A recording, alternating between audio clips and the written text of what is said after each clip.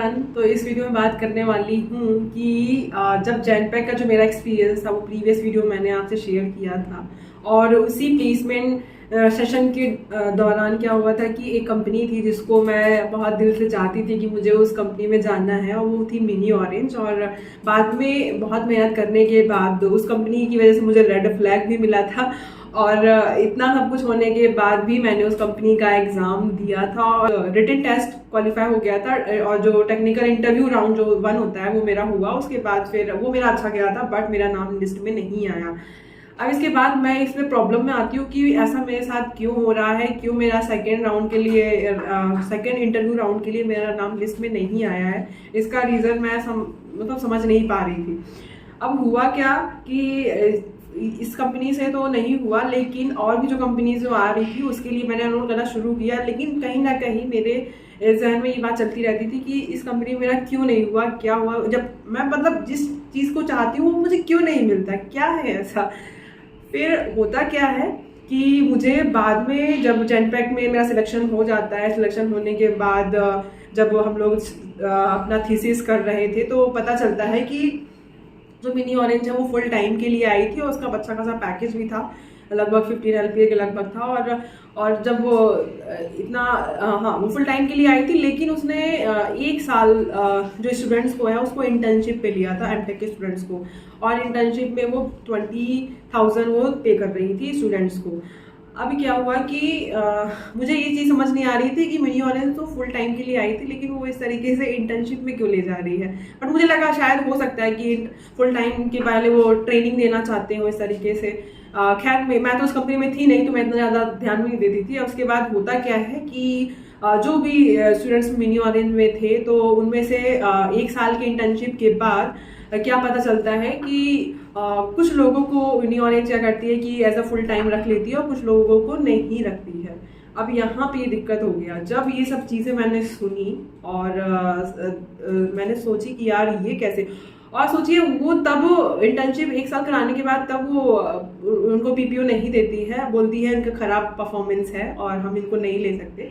तो ये रीज़न उसने दिया। और तब तक क्या था कि कैंपस में सारे जो कंपनीज अच्छी थी वो जा चुकी थी, और उस वक्त फ्रीक्वेंसी बहुत कम हो गई थी कंपनी आने की, क्योंकि सब लोग प्लेस्ड हो गए थे। और सब लोग प्लेस्ड हो गए थे, और फिर मतलब एक खुशी का माहौल था कि हाँ सब लोग प्लेस्ड हो गए, 100% प्लेसमेंट है। लेकिन वो मिनी ऑरेंज ने वो चीज़ें गड़बड़ गई। अब इसके बाद क्या होता है कि बाद में जब ये चीज़ें पता चलती है तो कॉलेज में फिर से वो लोग अलाउ होते हैं एग्जाम देने के लिए, जो प्लेसमेंट की में कंपनियां विजिट करेंगी उसका आप एग्जाम दे सकते हो, ऐसा उन्होंने अलाउ किया प्लेसमेंट सेल वालों ने उन लोगों को। होता क्या, तब मुझे इस चीज़ का रियलाइजेशन होता है कि अच्छा हुआ मेरे साथ कि उस कंपनी में मेरा नहीं हुआ, क्योंकि अगर मेरे साथ भी ये हो जाता तो मैं तो बहुत टेंशन में हो जाती।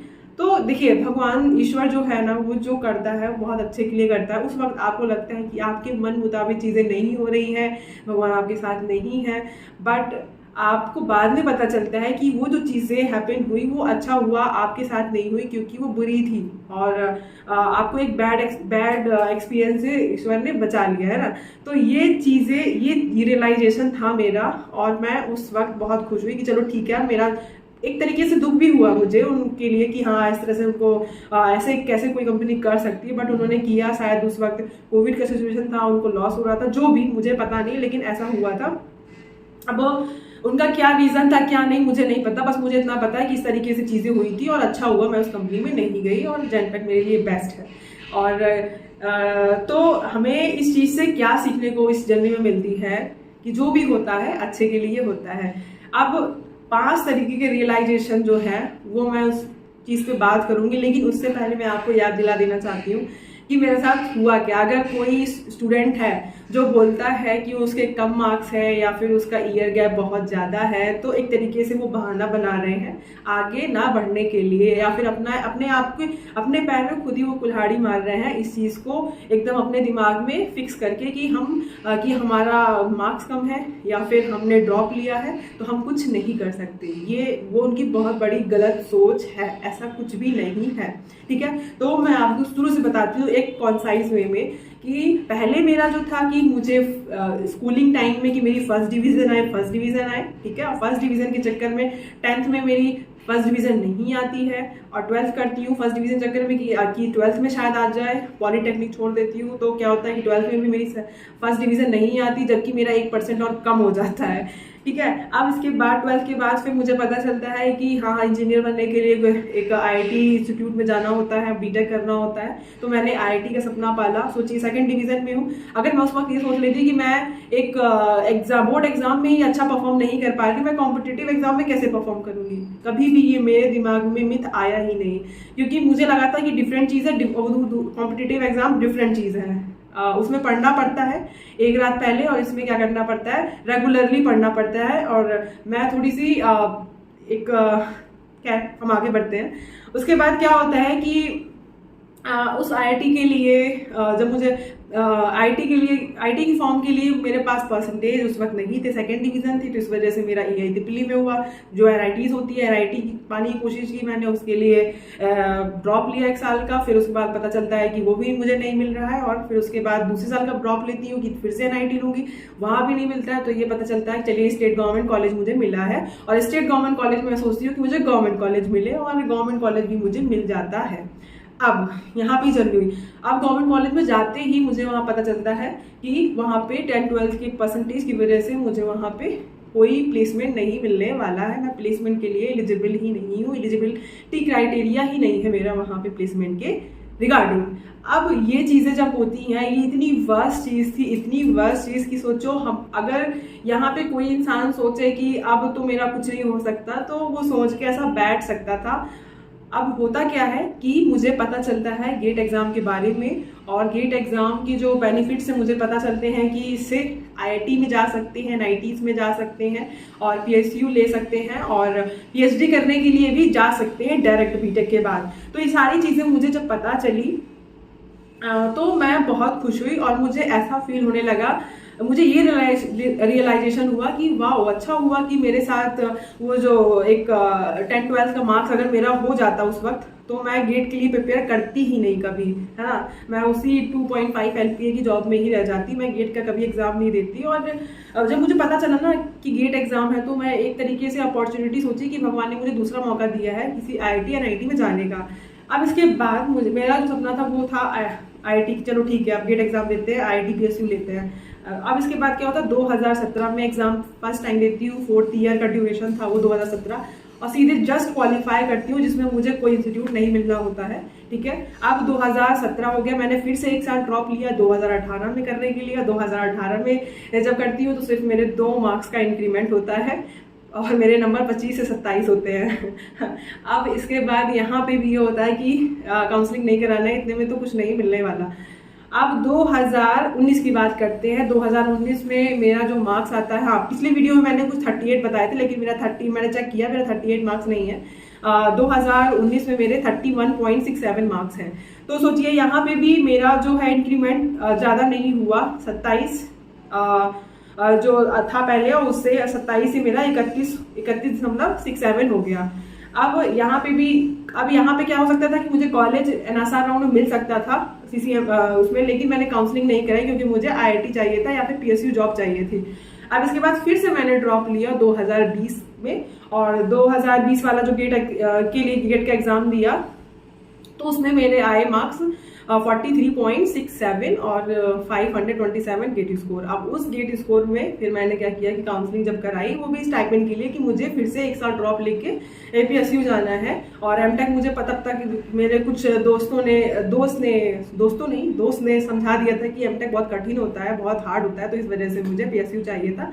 अब PSU के लिए मैं सोच रही थी कि बस मुझे एडमिशन लेके स्टाइपेंड लेना है, PSU मिल जाए, बस हो गया, ये तैयारी फिर से करनी है मुझे। लेकिन जब और लोगों से मैं बात करती हूँ उस काउंसलिंग के ड्यूरेशन में, तो मुझे पता चलता है कि बहुत अच्छे हाई पैकेजेस में लोग जाते हैं, और इस तरीके से मेरे मन में एक लालच आता है कि मुझे अच्छा कॉलेज चाहिए। और फिर जो राउंड में मुझे NIT उत्तराखंड मिलता है, उससे फिर मैं आगे वाली काउंसलिंग में भी पार्टिसिपेट करती हूँ, स्पेशल राउंड में, और वहाँ पे मुझे मिलता है NIT जयपुर।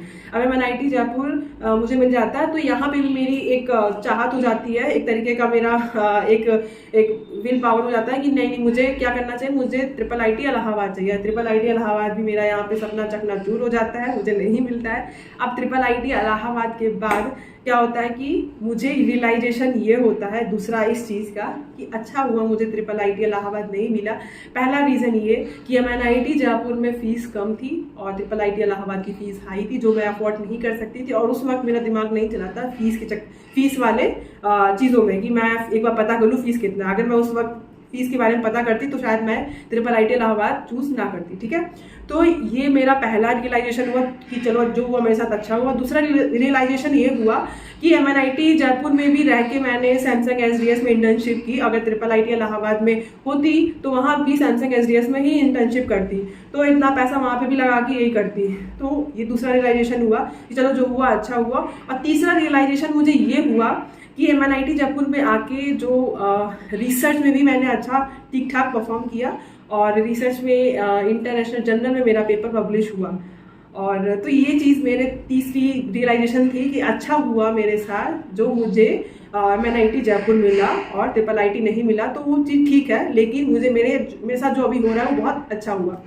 ठीक है, तो इस तरीके से जो मेरा रियलाइजेशन था वो ये था। अब इसके बाद भी मेरे मन में कहीं ना कहीं PSU के लिए चाहत बनी थी। और मैंने जब सीनियर से बात की थी MNIT में, तो उन्होंने बोला था कि यहाँ पे BEL आती है और बहुत सारे स्टूडेंट्स हैं, और ये आती है मार्च अप्रैल में, और बहुत सारे स्टूडेंट्स को लेके जाती है जो लास्ट में बचते हैं वो गवर्नमेंट जॉब में ही जाते हैं।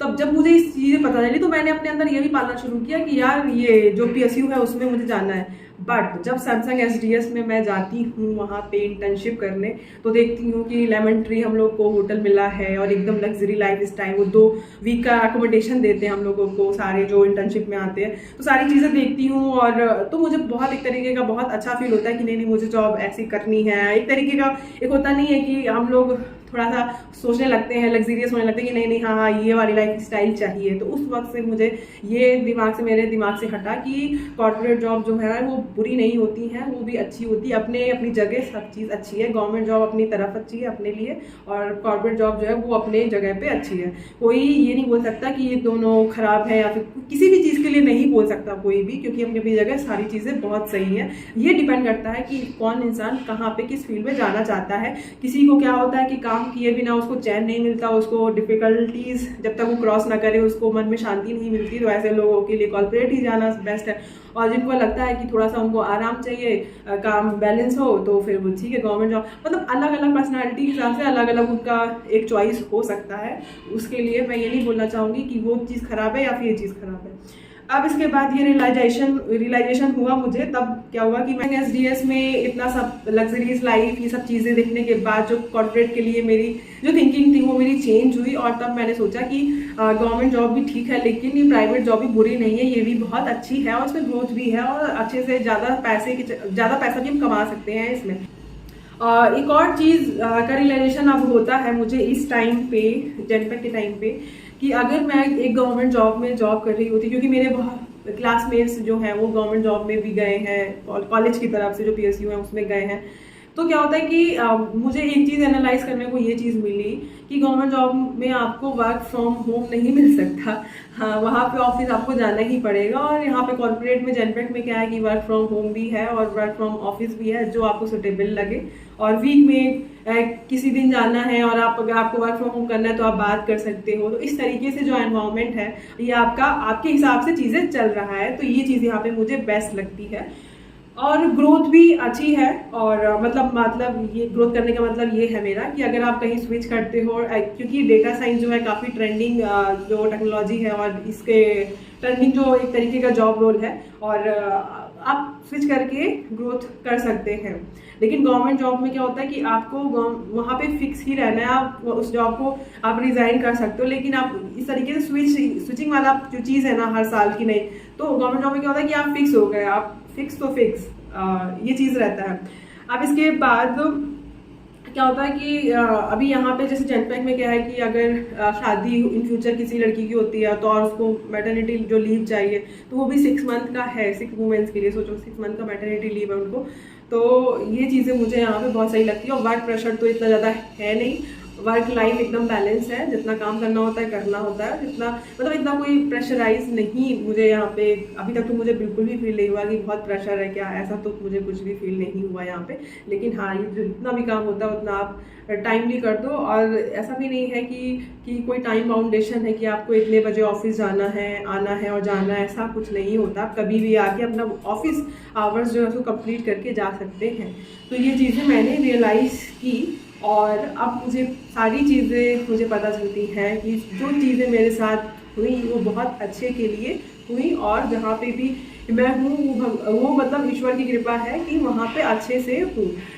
और मुझ जैसी अगर कोई बच्चा है या बच्ची है तो वो अपने आप को बिल्कुल भी कमज़ोर ना समझे, क्योंकि अगर मैं चीज़ें कर सकती हूँ तो आप भी कर सकते हैं। और मैंने जो जर्नी थी मेरी लाइफ की, मैंने आपको इसलिए एक्सप्लेन नहीं की कि मैं बहुत बड़ी 30 मार्क हाँ मैंने काम किया है, ये किया, ऐसा मैं बिल्कुल भी मैं बहुत बड़ी सक्सेसफुल ऐसे चीज़ के लिए मैंने नहीं एक्सपीरियंस शेयर किया। मैंने ये एक्सपीरियंस इसलिए शेयर किया है कि बहुत सारे ऐसे स्टूडेंट्स हैं, लड़कियां हैं जो इसी सिचुएशन में हैं अभी, और तो उनको अपने लिए स्टैंड लेना चाहिए। और फैमिली में लोगों को, फैमिली में अपना मम्मी पापा को, अगर उनके पापा फैमिली सबकी सपोर्ट करती है, लेकिन मान लीजिए ऐसा कुछ हुआ कि ऐसा थोड़ा सा रेस्ट्रिक्शन डालते हैं, तो आप उनको समझा सकते हो, बोल सकते हो। और देखिए एमटेक में आप एक तरीके से किसी एनआईटी में जाते हो, एडमिशन लेते हो, इन्वेस्ट करते हो, तो आपका 2.5 से 3 लाख में आपका एमटेक कंप्लीट होता है। लेकिन जब आपका पैकेज मिलता है, और कि आपको पैकेज मान लीजिए मिल रहा है 10 लाख का, किसी को 12 का, किसी को 15 का, तो आप सोचिए 1 साल में आप 12 से 15 लाख रुपए कमा रहे हो। तो क्या आप वो जो एमटेक आपने किया है 3 लाख का, उसको क्या आप लोन को चुका नहीं सकते? चुका सकते ना। तो एक तरीके से आप बिल्कुल भी, जो एक होता नहीं है कि अभी का डिसीजन, अभी के जो करंट में हम देख रहे हैं, आपको फ्यूचर भी देखना है कि आने वाले टाइम में हम इतना कमा के इसको भर सकते हैं, इसका 4 गुना हम कमा सकते हैं। तो आप अपनी फैमिली मेम्बर को समझाइए, बोलिए, अगर आपके पास थोड़ा सा घर वाले बोल रहे हैं पैसे के लिए या फिर कुछ दिक्कत है, तो आप ये समझ सकते हो कि कहीं से भी आप पैसे का जुगाड़ कर लो। और अगर आपने एक बार भी एडमिशन ले लिया एमटेक में, तो अब कहीं ना कहीं आपका प्लेसमेंट हो गया, तो आपकी एक तरीके का आपकी लाइफ सुधर गई। कहीं ना कहीं आप इतने बुरे कंडीशन से कहीं ना कहीं थोड़ा सा आप अच्छे उसमें लाइफ स्टाइल में आ जाओगे, है ना। तो ये सारी चीज़ें आपके साथ हो सकती हैं अगर आप थोड़ा सा अपना एफर्ट दो आगे बढ़ने का, और थोड़ा सा अपना डर जो है वो कम करो। तो कोई मार्क्स डिसाइड नहीं करता एमटेक में एडमिशन के लिए, कोई आपका गैप का कोई फ़र्क नहीं पड़ता प्लेसमेंट के लिए, ठीक है। एमटेक में सिर्फ बीटेक का मार्क्स देखा जाता है मेनली, और बहुत सारे ऐसे इंटरव्यूज़ होते हैं जहाँ पे गैप के बारे में 1 ही 2 इंटरव्यूज़ मैंने फेस किए हैं जिसमें मुझसे पूछा गया था कि आपका इतना गैप कैसे हुआ। तो मैंने उनको रियल में जो चीज़ थी वो मैंने उनको बता दी, ठीक है। और उनको कोई फ़र्क नहीं पड़ता, सिर्फ वो एक तरीके से अपनी अंडरस्टैंडिंग के लिए आपसे पूछते हैं कि उनको इंटरेस्ट आता है कि इस बंदे ने लिया क्यों ड्रॉप, तो वो इसलिए पूछते हैं। बाकी मुझे नहीं लगता, 1-2 कंपनी ऐसी हैं जिनमें पॉलिसी होती है, और उस कंपनी में तो आप जाना भी नहीं चाहोगे क्योंकि वो थोड़ी सी कम पैकेज वाली कंपनीज होती हैं। तो डिसीज़न आपको लेना है कि आपको क्या करना है। और जैसे कि आज जो है वो लास्ट डेट है, तो आज 8 बजे तक, आज 31 जुलाई है, तो आज 8 बजे तक आप उसमें एनरोल कर सकते हो CCMT के स्पेशल राउंड के लिए। तो कैसे करके अगर आप कर सकते हैं एनरोल, तो प्लीज़ आप करिए, अपने आप को रोकिए मत। अगर आप अपने आप को मार्क्स की वजह से रोक रहे हैं, गैप की वजह से रोक रहे हैं, फाइनेंशियल वीक होने की वजह से रोक रहे हैं, तो ये आपका गलत डिसीजन हो सकता है। आपको अपने आप को रोकना नहीं चाहिए। और NSR ये जो स्पेशल राउंड है, इसके लिए आप प्लीज़ एनरोल कर दीजिए। एक बार इन्वेस्टमेंट करने के बाद आप पूरी लाइफ में कमाते रहोगे, सोचो। तो ये मेन चीज़ मेरा एम था बताने का, और यहाँ पे मैं वीडियो का विराम लेना चाहूँगी। और चलिए ठीक है, मिलते हैं नेक्स्ट वीडियो में। और ठीक है, ओके, चलते हैं, मिलते हैं नेक्स्ट वीडियो में। Bye bye.